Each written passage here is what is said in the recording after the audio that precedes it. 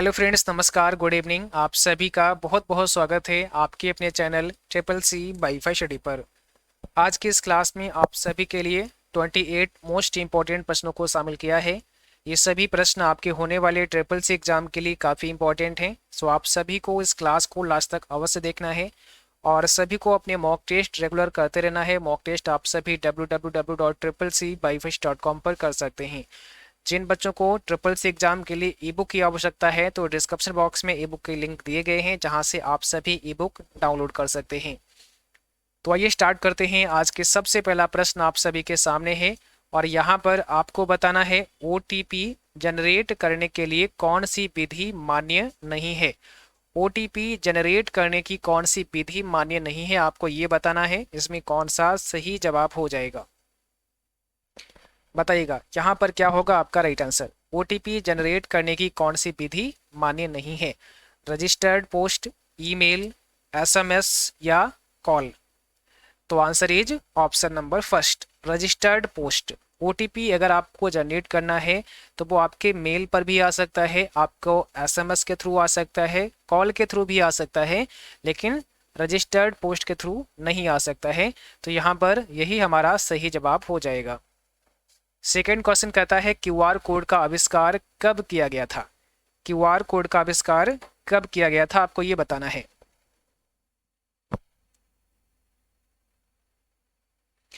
तो आंसर हो जाएगा 1994 में। क्यूआर कोड का आविष्कार 1994 में किया गया था। किसके द्वारा? डेंसोवेब के द्वारा।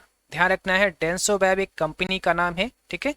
जापान की एक ऑटोमोटिव कंपनी है डेंसोवेब, जिसके द्वारा क्यूआर कोड को डेवलप किया गया था।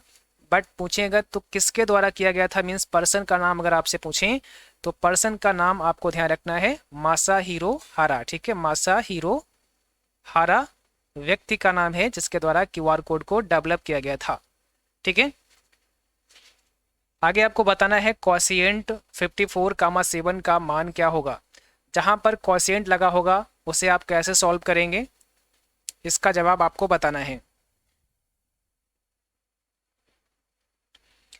देखिए बहुत ही सिंपल है और ये क्वेश्चन काफ़ी एग्जाम में पूछ लेते हैं। जब क्वोशिएंट फार्मूला दिया हो तो इसमें आपको आंसर कैसे ढूंढना है, निकालना कैसे है। पहली वैल्यू कितनी है? 54 है, कामा लगा है 7 है। तो इस दूसरी वाली वैल्यू से हो सकता है आपके एग्जाम में यहाँ पर वैल्यू चेंज हो सकती है। तो जो सेकेंड वाली वैल्यू है इससे हमें डिवाइड करना होता है 54 को, या आप ऐसे लिख सकते हैं 7 से हमें 54 को डिवाइड करना है, यानी कि भाग देना है। तो आप इसे भाग देंगे तो क्या करेंगे, 7×7=49 आप कर सकते हैं, क्योंकि हमें यहाँ पर पॉइंट पे नहीं काटना है। 7×7=49 आप कर सकते हैं। तो आंसर हमारा कितना आया? अभी यहाँ पर देखो भागफल कितना आया, 7 आया। और यहाँ शेष अगर बचता है तो इससे कोई भी आपको लेना देना नहीं है। जो भागफल होगा वही आपका जवाब हो जाएगा। बस इस विधि से आपको इसे सॉल्व कर लेना है। यानी कि सेकेंड वाली संख्या से हमें फर्स्ट वाली संख्या को भाग देना है, डिवाइड करना है। और इसे ध्यान रखना है कि दशमलव में आपको नहीं काटना है। जो भागफल आपका बनेगा वही आपका आंसर हो जाएगा। तो यहाँ पर आंसर हमारा बी हो जाएगा। लिब्रो ऑफिस में अनलिमिटेड रोज जोड़ी जा सकती हैं। क्या लिब्रो ऑफिस में अनलिमिटेड रोज जोड़ी जा सकती हैं? तो आंसर यहाँ पर क्या होगा ये आपको बताना है। क्या होगा इसमें सही जवाब? लिब्रो ऑफिस में अनलिमिटेड रोज को आप जोड़ सकते हैं। ट्रू फॉल्स में आपको जवाब करना है। तो सिंपल सी बात है, अनलिमिटेड आप नहीं जोड़ सकते हैं। बी ऑप्शन यहाँ पर होगा फॉल्स, क्योंकि आपको पता है लिब्रो ऑफिस कैल्क की अगर बात करते हैं तो वहां पर जो आपके रोज होते हैं उनकी संख्या कितनी होती है? 10, 48, 576। 10, 48, 576 रोज ही वहां पर आपको मिलती हैं टोटल, ठीक है। तो अनलिमिटेड रोज आप नहीं ऐड कर सकते हैं। बी ऑप्शन आपका यहाँ पे करेक्ट आंसर हो जाएगा। कंप्यूटर भाषा में एरर को निम्न में से क्या कहते हैं? ठीक है, which of the following is called error in computer language. Computer भाषा में एरर को क्या बोला जाता है? एरर को, किसी प्रोग्राम में कोई एरर है तो उसे बग नाम से बोलते हैं। फर्स्ट ऑप्शन हो जाएगा बग। और उस एरर को दूर करना क्या कहलाता है? डिबगिंग कहलाता है। तो बग और डिबगिंग आपको पता होना चाहिए। बग मीन्स एरर और एरर को दूर करना डिबगिंग। सी आपको यहां पर बताना है RDS। आरडीएस का फुल फॉर्म कई बार एग्जाम में आपके पूछा गया है, आरडीएस का मतलब क्या होता है। तो आरडीएस का पूरा नाम क्या हो जाएगा, रिमोट डेस्कटॉप सर्विस। ठीक है, तो यहाँ पर क्या हो जाएगा, ऑप्शन नंबर आपका हो जाएगा B, remote desktop services. Question number 7 कहता है वी आर का पूरा नाम क्या होता है, what is the full name of V R. V R का फुल फॉर्म आप लोग बताएंगे क्या होगा यहाँ पे, वर्चुअल रियलिटी हो जाएगा। तो second option, sorry C option यहाँ पर सही हो जाएगा, वर्चुअल रियलिटी होता है वी आर का फुल फॉर्म। डिजी लॉकर पर कौन सी फाइल अपलोड नहीं कर सकते हैं, डिजी लॉकर में आप कौन सी फाइल को अपलोड नहीं कर सकते हैं, ये आपको बताना है। डिजी लॉकर में कौन सी फाइल आप अपलोड नहीं कर सकते हैं, आंसर इज .mp4 फाइल को आप अपलोड नहीं कर सकते हैं। डिजी लॉकर में .mp4 की फाइल को अपलोड नहीं कर सकते हैं। डिजी लॉकर में कितने साइज का डॉक्यूमेंट अपलोड कर सकते हैं, अगर आपसे ये पूछें कि कितने साइज का डॉक्यूमेंट आप अपलोड कर सकते हैं, तो आपका जवाब क्या होगा, कितने साइज की फाइल को आप अपलोड कर सकते हैं डिजी लॉकर में। अगर आप कोई डॉक्यूमेंट अपलोड करना चाहते हैं तो उसका साइज मैक्सिमम 10 MB हो सकता है, 10 MB से ज़्यादा की फाइल को आप अपलोड नहीं कर सकते हैं। दूसरा आपको ये भी ध्यान रखना है कि आपके डिजी लॉकर में टोटल स्पेस आपको कितना मिलता है, 1 GB का मिलता है। डिजी लॉकर में अधिकतम कितना स्पेस मिलता है, यहाँ पर क्वेश्चन ही आपसे पूछ लिया गया है, तो मैक्सिमम स्पेस हमने आपको बता ही दिया, कितना मिलेगा, 1 GB का मिलेगा। 1 GB का टोटल स्पेस आपको मिलता है, और अगर कोई फाइल आप अपलोड करना चाहते हैं तो उस फाइल को केवल आप 10 MB तक ही अपलोड कर सकते हैं। हार्ड डिस्क से डिलीट की गई फाइल कहाँ सेव होती है, कहाँ सेव होती है। अगर हार्ड डिस्क से कोई फाइल आपने डिलीट कर दी तो वो आपकी कहाँ पर चली जाएगी, कहाँ पर सुरक्षित हो जाएगी। आपको पता है हार्ड डिस्क का मतलब, अगर हम अपने कंप्यूटर से किसी भी फाइल को डिलीट कर देते हैं, है ना, किसी भी फाइल या किसी भी फोल्डर को डिलीट कर देते हैं तो वो आपकी कहाँ जाएगी, रिसाइकल बिन में चली जाएगी। ऑप्शन नंबर पहला, रिसाइकल बिन से आप उसे रिस्टोर कर सकते हो। ओके, चलिएगा अगला क्वेश्चन देखिएगा, विंडोज 95, 98, NT ये सब क्या है, प्रोसेसर के नाम हैं, डोमेन नेम है, OS यानी कि ऑपरेटिंग सिस्टम है, या इसमें से कोई नहीं। और जिन बच्चों ने अभी तक क्लास को शेयर नहीं किया है तो आप सभी को शेयर कर देना है अपने फ्रेंड्स सर्कल में। ठीक है, व्हाट्सएप, फेसबुक, हर जगह आपको शेयर करना है ताकि ज़्यादा से ज़्यादा बच्चे ये सभी क्लास देख पाएँ। और जो भी साथी चैनल पर पहली बार हैं तो आप सभी को सब्सक्राइब कर लेना है, बेल आइकन भी आपको प्रेस कर लेना है, ताकि जब भी हमारी कोई नई क्लास हो, कोई नया वीडियो आपके लिए हो, उसका नोटिफिकेशन आपको सबसे पहले मिल जाए। यहाँ पर क्या हो जाएगा, सी ऑप्शन हो जाएगा। आपको पता है OS मतलब ऑपरेटिंग सिस्टम, तो विंडोज 95, 98, NT ये सभी क्या हैं, सभी OS हैं, सभी ऑपरेटिंग सिस्टम है। गोल्ड लोन सोना रखने के बाद ऋण लेने की प्रक्रिया है। गोल्ड लोन का मतलब सोना रखने के बाद आपको ऋण मिलेगा, आपको लोन मिलेगा। अगर आप लोन लेना चाहते हैं, कौन सा लोन, अगर आप गोल्ड लोन लेना चाहते हैं तो गोल्ड लोन के लिए आपको सोना रखना पड़ेगा। ठीक है, आंसर क्या होगा, बिल्कुल करेक्ट है, ऑप्शन पहला हो जाएगा, फर्स्ट ऑप्शन यहाँ पे करेक्ट हो जाएगा। इम्प्रेस में किसी भी शेप को सेंड टू बैक के लिए कौन सी शॉर्टकट की प्रेस करते हैं। देखो क्या कह रहा है, जब आप लिब्रे ऑफिस इम्प्रेस में आते हैं तो वहाँ पर बहुत सारे अलग अलग प्रकार के शेप डाल सकते हैं, है ना। तो अगर मान लिया कोई शेप आपने, जैसे कोई यहाँ पर आपने कोई सर्कल बना दिया है या कोई स्क्वायर बनाया है, ठीक है, अब मान लिया यहाँ इसको हम सेंड टू बैक करना चाहते हैं, मीन्स किसी ऑब्जेक्ट के इसको पीछे भेजना चाहते हैं। तो जब किसी ऑब्जेक्ट के पीछे आप इसको भेजना चाहते हैं तो क्या करना पड़ेगा आपको, बताइएगा। तब आपको कंट्रोल शिफ्ट के साथ में माइनस प्रेस करना पड़ेगा, शॉर्टकट की होती है, कंट्रोल शिफ्ट माइनस प्रेस कर देंगे। जैसे मान लिया ये हमारा एक शेप था, इसके ऊपर से हमने एक और शेप ऐसे करके बना दिया ये वाला, और इसमें कलर भी भर दिया, तो ये वाला तो पीछे चला गया और ये अभी ऊपर की तरफ है, बट हम इसको पीछे ले जाना चाह रहे हैं तो हमें इसको सेलेक्ट करके कंट्रोल शिफ्ट के साथ माइनस प्रेस कर देना होगा। तो ये सबसे नीचे चला जाएगा और ये वाला ऊपर आ जाएगा। ठीक है, तो किसी शेप को अगर सेंड टू बैक करना है तो कंट्रोल शिफ्ट माइनस। इम्प्रेस में नई स्लाइड इंसर्ट करने की शॉर्टकट की क्या होती है, अगर आपको एक नई स्लाइड इंसर्ट करनी है तो आप उसके लिए क्या शॉर्टकट की यूज़ करते हैं। सिंपल सी बात है, कंट्रोल के साथ में एम आप प्रेस कर सकते हैं। अगर आपको नई स्लाइड चाहिए तो कंट्रोल एम आप दबा सकते हैं। इम्प्रेस में एक्सपोर्ट डायरेक्ट एज पीडीएफ का विकल्प डैश पर मिलता है। मान लिया आपने इम्प्रेस में कोई स्लाइड को बनाया है, उसको सीधे ही आप पीडीएफ में एक्सपोर्ट करना चाहते हैं। तो अगर आप सीधे उसको पीडीएफ में एक्सपोर्ट करना चाहते हैं तो किस मेनू में जाके कर सकते हैं या कहाँ पर ये ऑप्शन आपको देखने को मिलता है? ठीक है, तो यहाँ पर बताइएगा आंसर क्या हो जाएगा। Standard toolbar, option number B. आपको स्टैंडर्ड टूल बार पर भी कई सारे आइकन्स मिलते हैं जहां पर एक्सपोर्ट डायरेक्ट एज पीडीएफ का ऑप्शन आपको देखने को मिलता है। अगर बात करते हैं मेनू की कि कौन से मेनू में मिलेगा, तो ये फाइल मेनू के अंदर ऑप्शन आपको देखने को मिल जाएगा जहां से आप सीधे ही पीडीएफ में एक्सपोर्ट करा सकते हैं।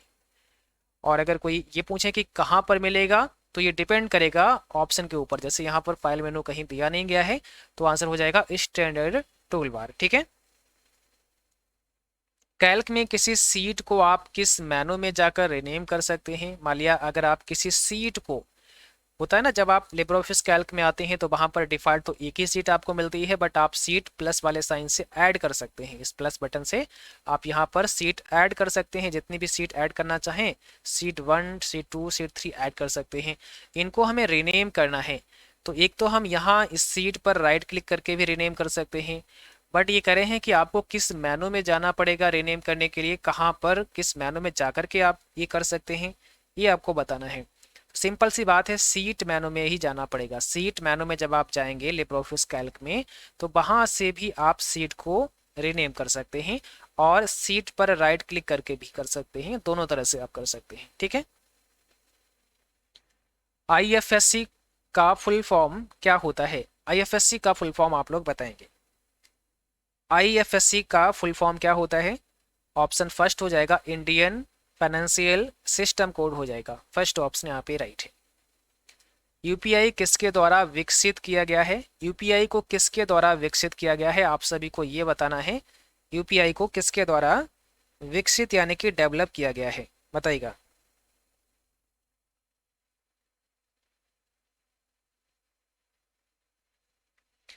क्या हो जाएगा यहाँ पर आपका राइट आंसर?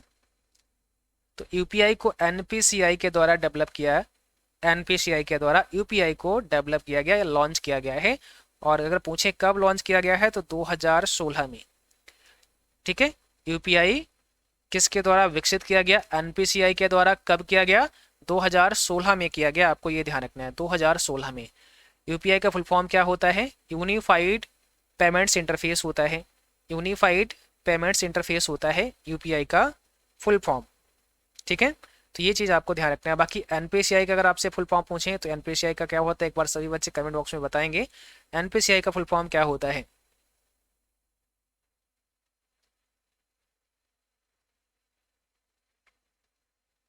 बताइएगा एनपीसीआई का फुल फॉर्म क्या होता है?